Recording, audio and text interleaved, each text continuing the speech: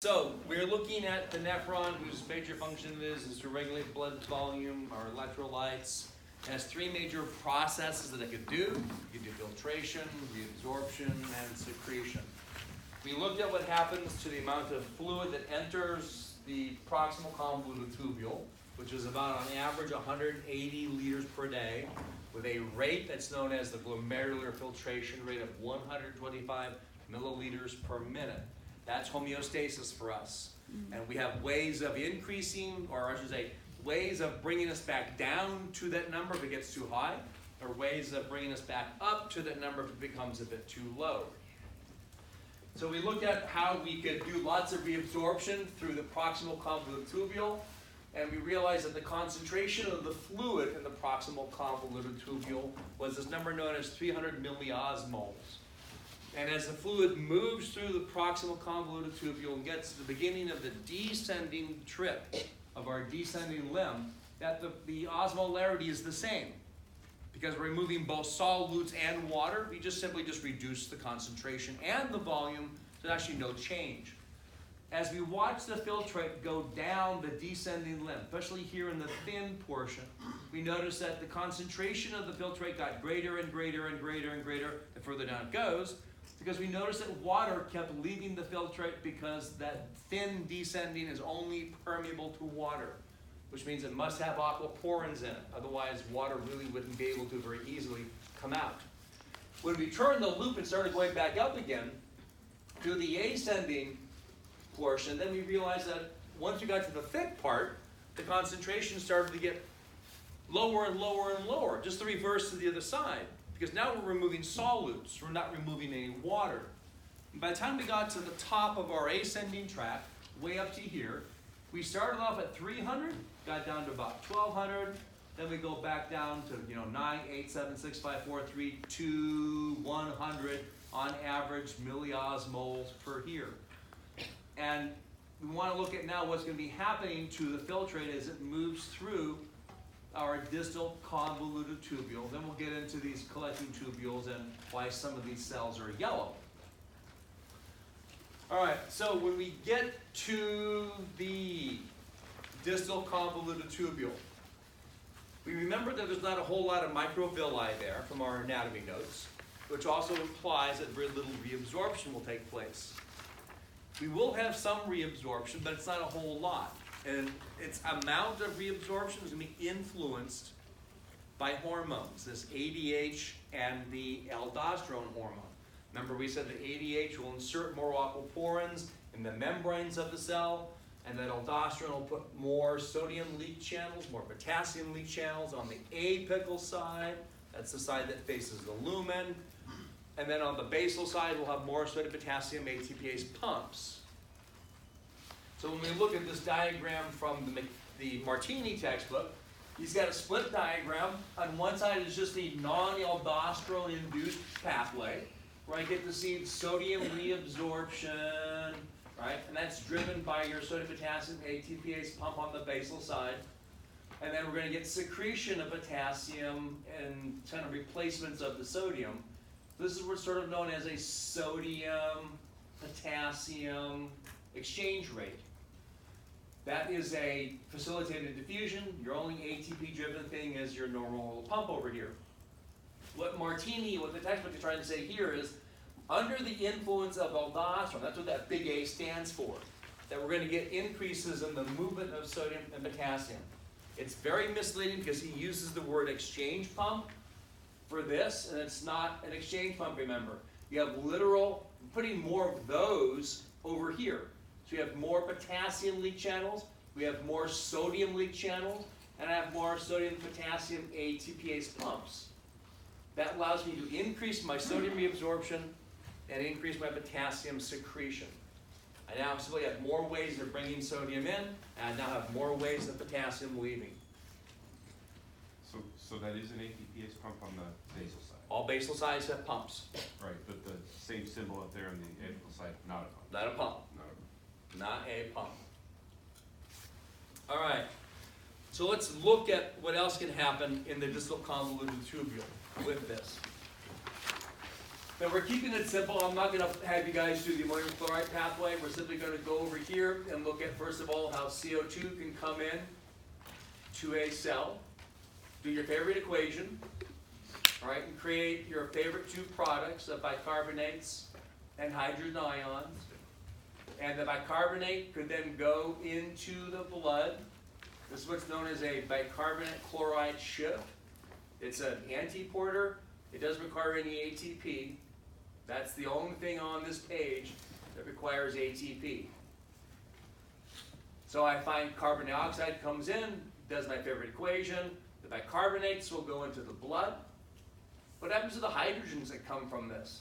Well, then this will go into my filtrate through an exchange of sodium. So it's another way of getting sodium into the cell. And then, of course, water will follow if it has the ability to, which we're not showing you. But the importance of this idea of bicarbonate and of the hydrogens is that if I need to make my blood more alkaline, this is where I get my buffer from. I run this equation, and I get to have the bicarbonates go into the blood that will help me to raise my pH. And if I need to lower my pH, right, I can have the hydrogens through a sodium-hydrogen exchanger, right, bring the hydrogens into the cell and dump the hydrogens into my filtrate. And if I do that, I will exchange it with a sodium ion, so sodiums go from the filtrate into my blood. Remember to ignore all of this. Now, the other thing we have on here is, if you think about this little question, why does aldosterone stimulate hydrogen ion secretion? Why did I stick that in there? I remember that aldosterone, right, puts more sodium leak channels in the membrane. It puts more potassium leak channels in the membrane. It also puts more sodium-potassium pumps on the basal side. Bottom line is I have more ways to bring sodium into the cell and more ways to pump it out of the cell. All right? Then look at this. Is this thing using sodium to get hydrogens into the cell? Yeah, it is, right? Because I see sodium this way, hydrogen that way. Is this thing using sodium? Yes. So once sodium is inside, this thing has no idea where the sodium came from. It doesn't care where the sodium came from. If there's more sodium in here, this thing gets to work faster. And if there's more sodium in here, and that works faster, that means I can get more hydrogens out of my blood and put it into my filtrate. That's the benefit or the consequence of increased aldosterone. It triggers also, yes, more sodium reabsorption, yes, more potassium secretion, but also now I get more hydrogen secreted into my filtrate as a byproduct or as a consequence. So both the bicarbonate pathway and the H+ secretion are ways that we can raise our pH. Yes. Well, the bicarbonate pathway would, because so that also raises the pH of the urine? Not the urine, no, the blood, yes, because I'm dumping bicarbonates in here. Right? If I remove hydrogens, that raises the pH, right? Oh. If I bring bicarbonates in, that raises the pH.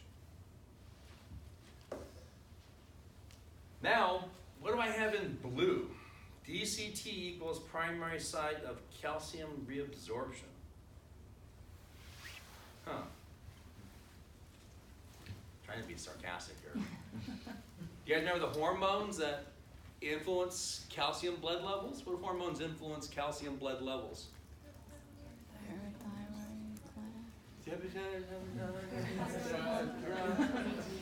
How about PTH? Does that raise or lower your blood levels of calcium? PTH?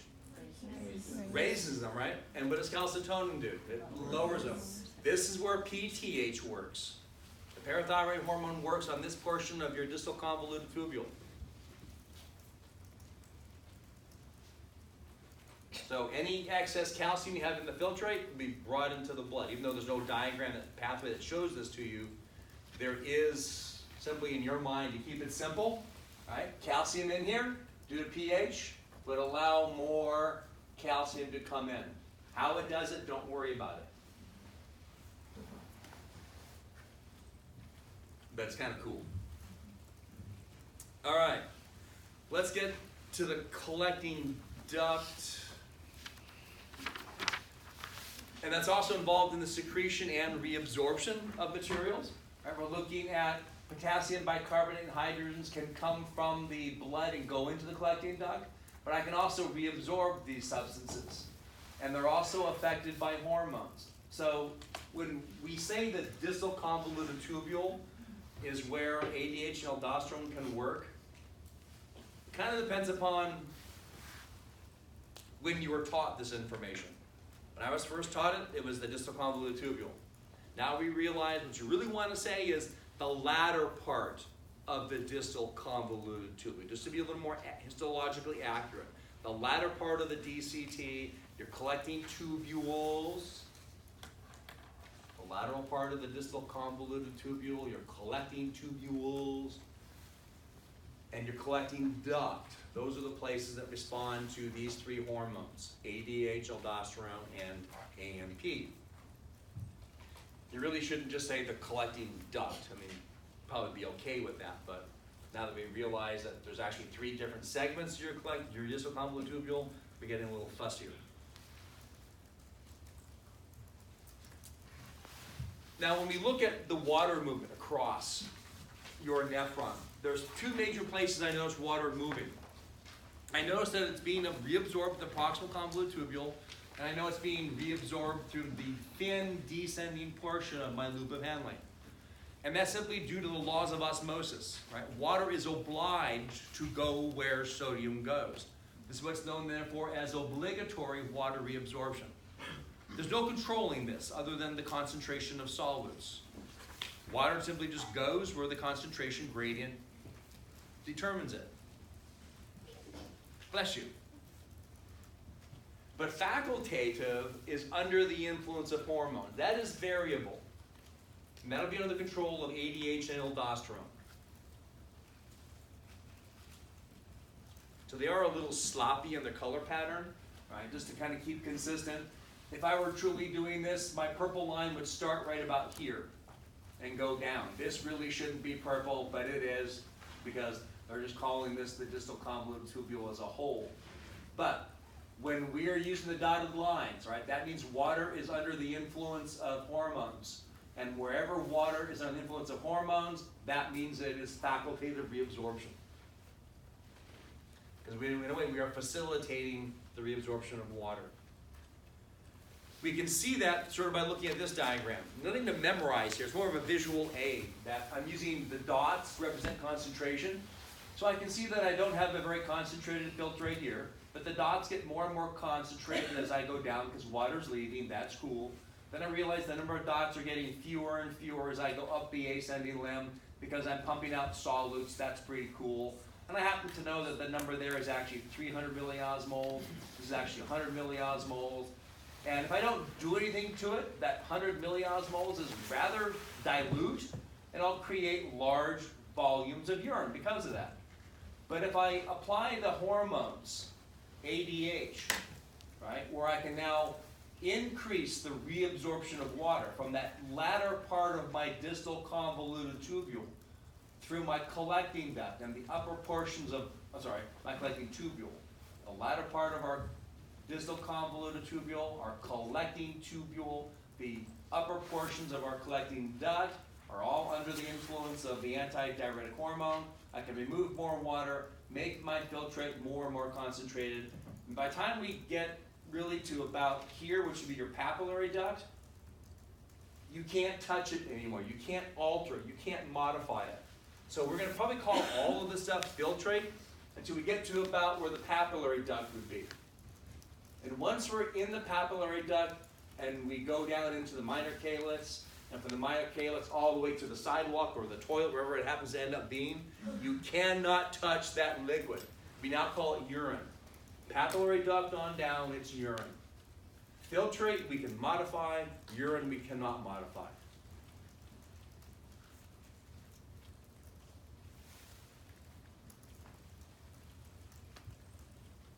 Right. This is just for you to look at as the idea of what's called a counter current mechanism. It is just for you to see the overall idea that as the filtrate goes down, water leaves the filtrate, it's going to a more hypertonic environment here, where that H2O symbol is. Now, if you were to ask why water would go from this tissue into the next door neighboring capillaries, it's the same reason why the water left the filtrate in the first place. There must be more water where my red light is here than there is right there where the word water is. But then to go from here to in the capillary, there must be more water, relatively speaking, here than there is there. We're always going from higher to lower, relatively speaking, which is why water leaves.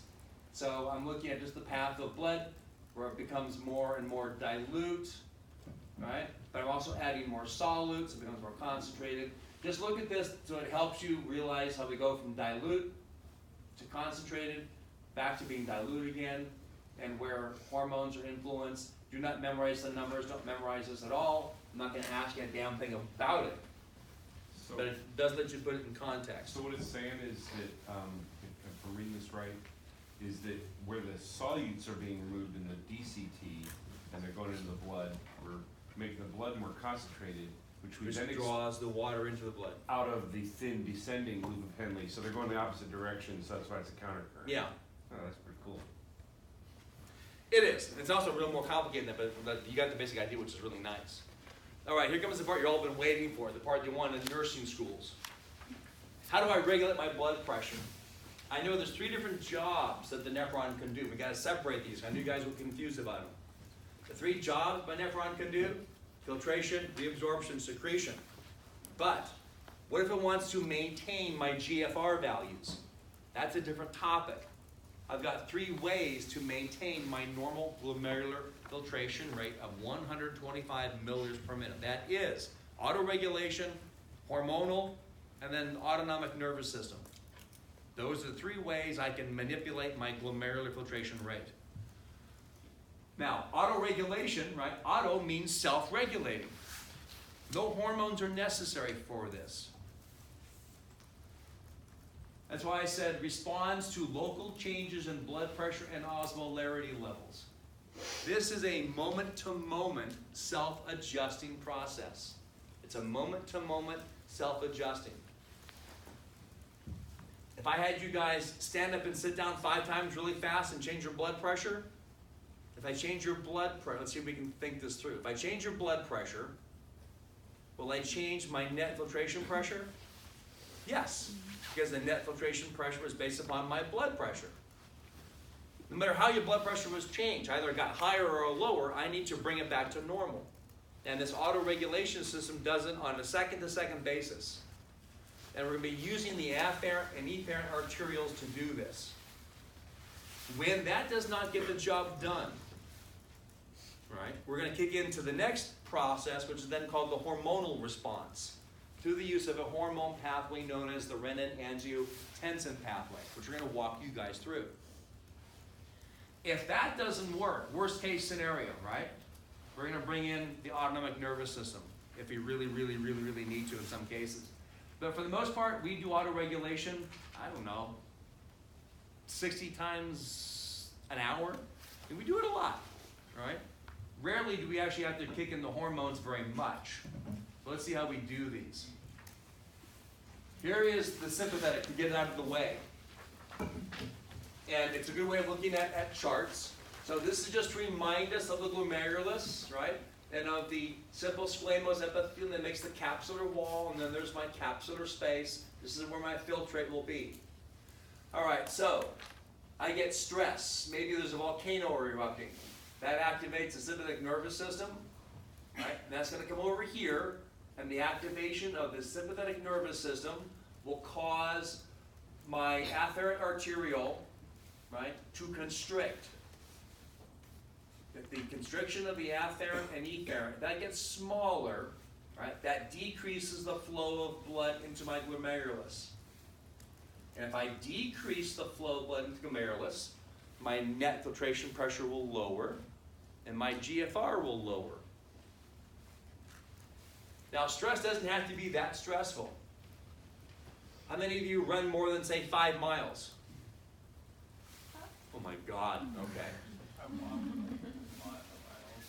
when you have prolonged levels of physical activity, right? For example, when I was in high school and for years of college, I used to do I did a lot of cycling. I could do 200 miles in a day. And I would remember thinking, God, I only peed like twice, right? Or if I were to run 10, 15, 20 miles, right? That long running, your body goes, okay, dude, you must be stressed. Let's shut down urine production. Because really that liquid is better served to make my sweat so I can keep my body cool.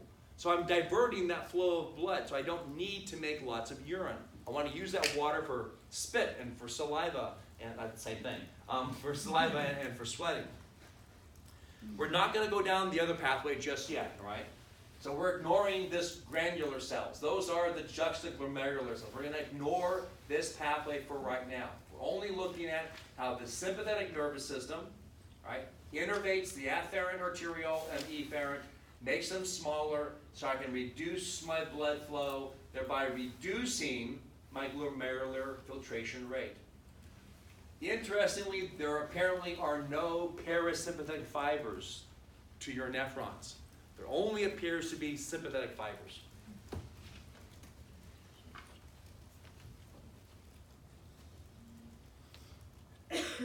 Now, that's the autonomic, all right? That's not autoregulation, that's the autonomic.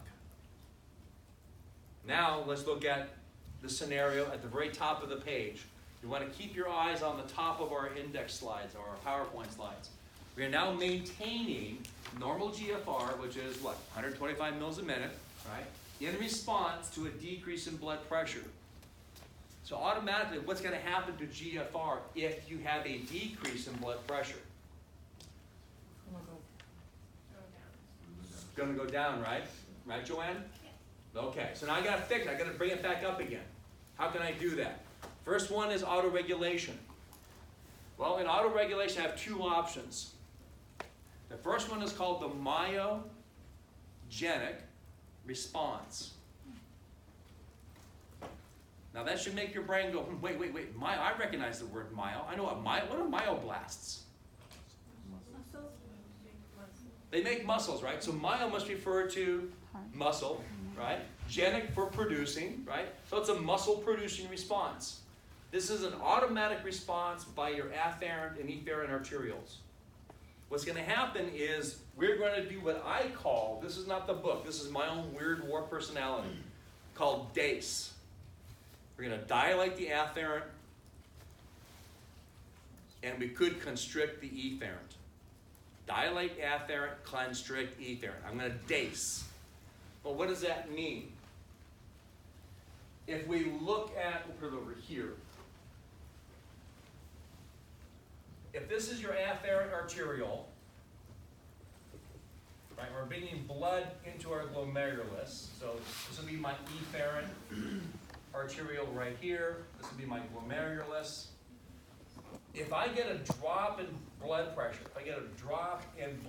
pressure, that means the pressure against the walls of my arteriole are diminishing. There's less pressure against those walls. And when they have less pressure, they actually expand and they dilate. And they're now going to get larger. And if I get an increase in diameter, what happens to the flow through that pipe? It increases, right? So therefore I get an increase in flow. If I get an increase in flow, so that this increases, that will lead to an increase in GFR.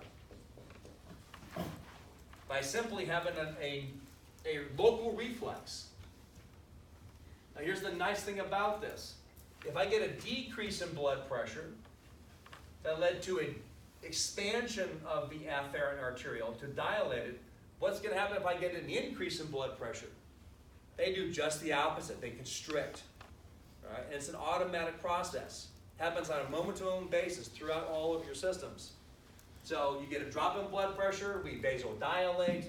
Vasodilating increases the blood flow. So if we get increase in BP, right, that would lead to vasoconstriction. And it's a long word, my God. Right? And that leads to a decrease in GFR. If I get a decrease in BP, right, we're going to cut to the chase. That's going to be vasodilation. And that leads to an increase in GFR. GFR. All automatic. Now, if that doesn't help, if that doesn't solve the problem, I got to give you guys something to do. We're going to do this. It's a mouthful. Tubular glomerular feedback mechanism. All right? Tubular glomerular feedback mechanism. First, write that down. It's intentionally not in your notes, so in case you're falling asleep on me, I make you wake up. Tubular glomerular. It's all one big honking word. It's great for Scrabble. Because there's no damn Q's and Z's in it. Now, first just write the pink part down. Now let's break apart the pink part. I see the word tubulo. What else do I see? The word glomerular? So maybe it's the tubes and the glomerulus. Well, if you remember the juxtaglomerular apparatus, that we had this group of cells. We had that distal convoluted tubule coming up right between them, right along here. And we had the lumen, and these cells were the columnar cells, kind of funky columnar cells, and then these were more cuboidal cells. And these guys here were the macula densa cells, right? Those, oh, whoa. That's blood red. Okay. Holy crap. All right. These cells are measuring the filtrate coming up through my distal convoluted tubule. So here's the fluid moving through the tube, right? And then these will be those columnar cells right there. And they're kind of looking at the fluid as it moves by. And they're going, okay, there is a lot of sodium chloride in this filtrate. And if there's a lot of sodium chloride in the filtrate, it's going to trigger vasoconstriction. And that's the process of this tubular glomerular feedback mechanism. You have the macula densa cells, right, detecting increased sodium chloride levels in the filtrate. So those cells, right, are watching the filtrate as they pass by, going, wow, there's a hell of a lot of sodium and chlorides in here. We're going to cause John's afferent to vasoconstrict. And what happens when you vasoconstrict? What happens to the flow? It's going to go down, right? Now let's think about why the problem existed. If I have lots of sodium chloride in my filtrate, in my distal convoluted tubule, let me put that right over here so you guys can see it. Here's my really quick and dirty nephron schematic. Quick and dirty.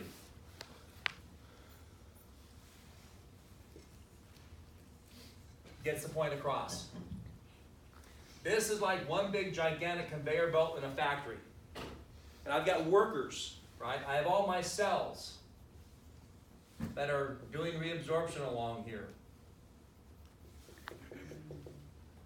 The faster the filtrate moves through, the less time I have to grab the nutrients and to grab the solutes. That means there's more going to be left over. So when I actually look at this, having literally been wrapped around and coming up through my juxtaglomerular apparatus, when the macula densa cells realize that there's still lots of sodium here, there's still lots of sodium and lots of chlorides here, way more than there should be, it says, oh, the fluid must be moving through because of a fast pace, because of high pressure. So we're going to slow the damn thing down so you have time to absorb the nutrients. So if I cause you to vasoconstrict the afferent arteriole, that makes me slow down the flow of filtrate. So it moves through more slower. And if it moves through slower, I have a better chance of absorbing all the nutrients. What I want you guys to think about is the epithelium that lines this nephron are like factory workers at a station. And the working conveyor belt comes by. The faster the belt comes by, the less chance the workers have of putting their widgets together to make their product. If the belt moves by really slowly, you got plenty of time to get the job done, right? So you can build your little thing and put it back on the conveyor belt. Do you drum this point home? I'm gonna play a Lucy clip. Do what? A Lucy clip?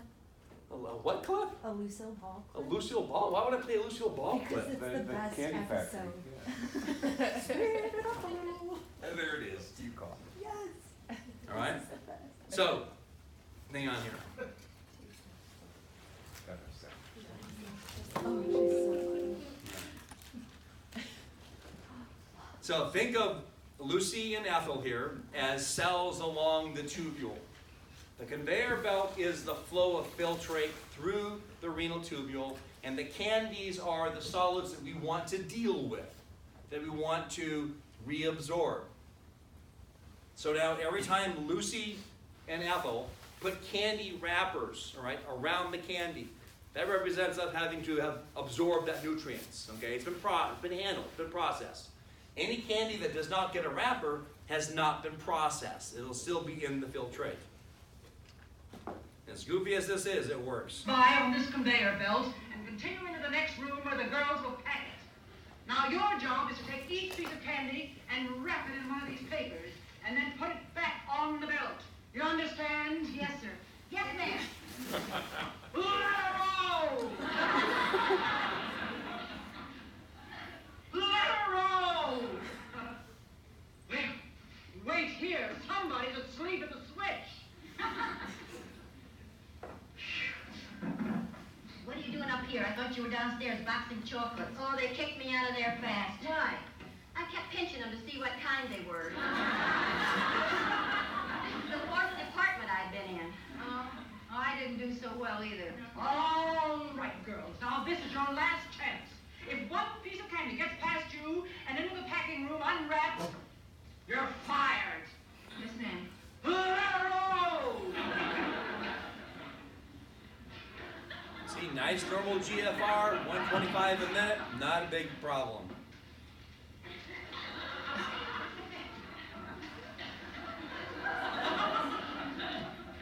Oh, this is easier. Yeah, we can Blood handle pressure this begins okay. to increase a little bit. Increase in GFR.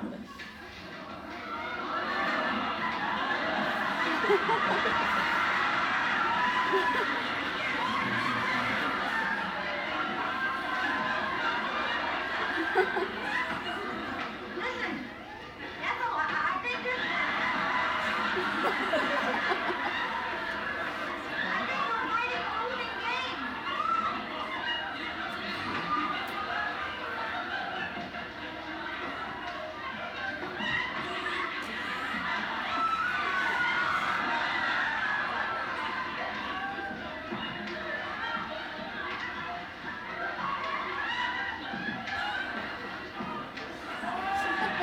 Here she comes.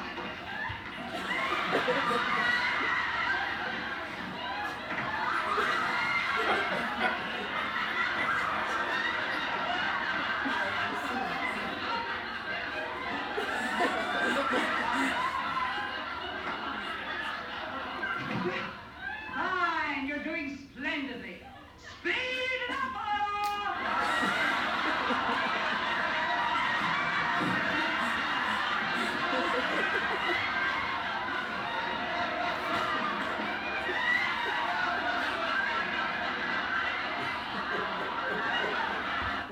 All right.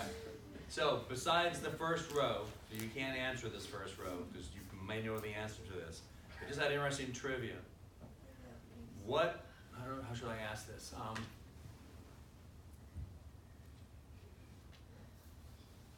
I put this? What popular, culturally classic TV show is loosely responsible for you guys being able to see today that might not normally be in existence, that wouldn't have actually come to fruition. It's a popular series, there have been multiple generations of it.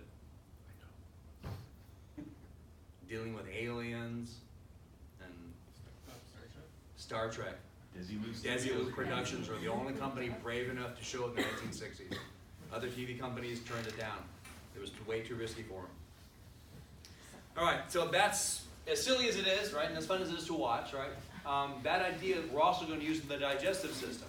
But it's basically, right, when filtrate moves through, the slower it moves, the more time I have to handle it, and that's why these guys want to, the macula densa want to actually cause vasoconstriction because apparently autoregulation wasn't doing it. So this is a fallback mechanism. Now, when autoregulation doesn't work at all, right, that means there's no myogenic response that's doing the job, and the tubular glomerular filtration or the tubular glomerular feedback mechanism have also failed, we do step 2. This might be a day or two later. We've been trying for the last 2 days to do the myogenic. We've been trying for the last 2 days to do this tubular glomerular feedback mechanism. It ain't working. John is crashing. His blood pressure is still low. We haven't gotten it back up again. We're now going to go to the hormonal response. We're going to use what's known as the renin-angiotensin pathway to try and get John's blood pressure back up again. So, how do we do this? Well, just to make sure you first get the idea of autoregulation, right? This is normal, right? And when I get a decrease in blood pressure, right, that causes a vasodilation to bring in more blood, and this is your myogenic response, right? Because due to a decrease in blood pressure, you will get a decrease in GFR, and the whole trick is to raise your GFR back up again. And usually it works, especially on a moment-to-moment basis for us.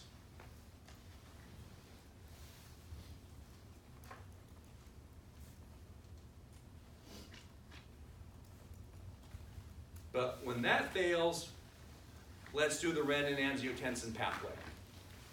So, we first realize where we started off with, the stimulus, right? It could be low blood pressure, right? Or even could be the sympathetic nervous system. Right now we're going to focus on just the low blood pressure. And that's these guys over here, right? Your juxtaglomerular apparatus is monitoring the blood pressure in your afferent arteriole. And when they detect a drop in blood pressure, they're going to release an enzyme, right, coming from the JG cells called renin. I'm going to dump that, because I'm right next to it, I'm just going to dump it right into my afferent arteriole, and then it'll end up in my blood supply. Now the liver is making something called angiotensinogen. Anytime you see the word ending in ogen, that's a hint to you that whatever it is, it's not in its usable form. It's an unusable form that has to be modified further.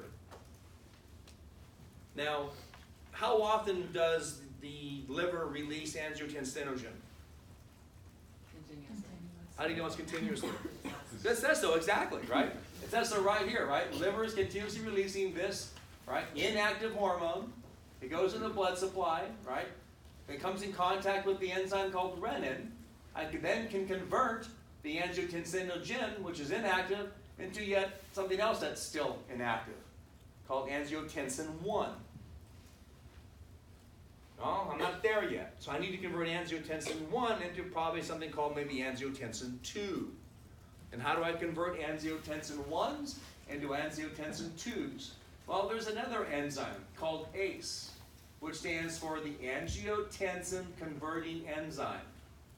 And it comes from endothelial cells of your capillaries. A lot of books will say that it comes from the capillaries of your lungs, which is true, but it's also we discovered later on, other endothelial cells as well. We think that the lungs, though, is probably the most productive region of your body, so they make the most of this ACE enzyme. And the ACE enzyme will allow us to convert angiotensin 1s into the usable angiotensin 2 hormone. Now, how many of you recognize ACE? Okay, I didn't think I had very many hands. Let me ask you this. How many of you ever heard of ACE inhibitors? More hands go up. This is what you're inhibiting, that ACE enzyme. Right, we'll see the consequence of ACE inhibitors a bit later once we realize what ACE does. So keep in mind the problem as we're working through this. A drop in blood pressure is my problem. I got to raise it back up again. The JG cells detect that drop in blood pressure. They release a hormone, renin, that bumps into an already existing angiotensinogen substance. The renin turns angiotensinogen into angiotensin 1, not usable yet. That bumps into another enzyme called ACE that turns the 1s into 2s. Now I've got a fully functioning active hormone. Now, what can this hormone do? Let's follow the chart. Well, angiotensin 2 could do several things, apparently. Let's go over here to the renal cortex. Do you remember what cells aldosterone comes from?